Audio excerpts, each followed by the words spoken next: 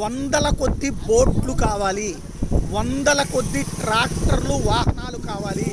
ప్రస్తుతం వరదల్లో చిక్కుపడిపోయినటువంటి వాళ్ళని బయటికి తీసుకురావాలి.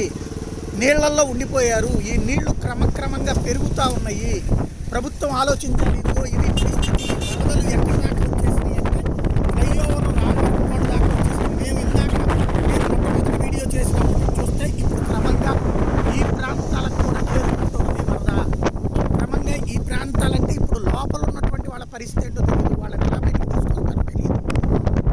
ఏర్పాటు చేసినటువంటి వెహికల్స్ ఏంటో అర్థం కావు. కాసిన ఉంటాయి, అవేమో ఎవరిని తీసుకొచ్చే స్థితిలో లేదు. రెండో పక్కన జేసీబీలు కూడా లోపలికి వెళ్ళలేనటువంటి ఫ్లో అయిపోతుంది. ఇప్పుడు క్రమంగా ఫస్ట్ గంటల్లో చేయాల్సిన పని చేయకపోవడంతో ఇప్పుడు ఎవరిని తీసుకురావాలన్నా బోట్లలో తీసుకురావాలి. దానికి కావాల్సింది వందలాది బోట్లు కావాలి. అలాగే డిజాస్టర్ మేనేజ్మెంట్కి సంబంధించిన వాళ్ళు ఏం చేస్తున్నారంటే ప్రాణాపాయంలో ఉన్న వాళ్ళ వరకే చూస్తున్నారు. కానీ ఇళ్లల్లో చిక్కుపడిపోయినటువంటి వాళ్ళు ఆ తర్వాత ఏంటి వాళ్ళ పరిస్థితి?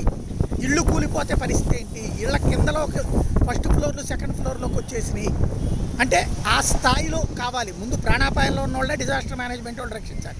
సెకండ్ ఫేజు ప్లానింగ్ ఉండాలి, ప్లాన్ బి ఉండాలి. అది లేకపోవడమే ఇప్పుడు సమస్య.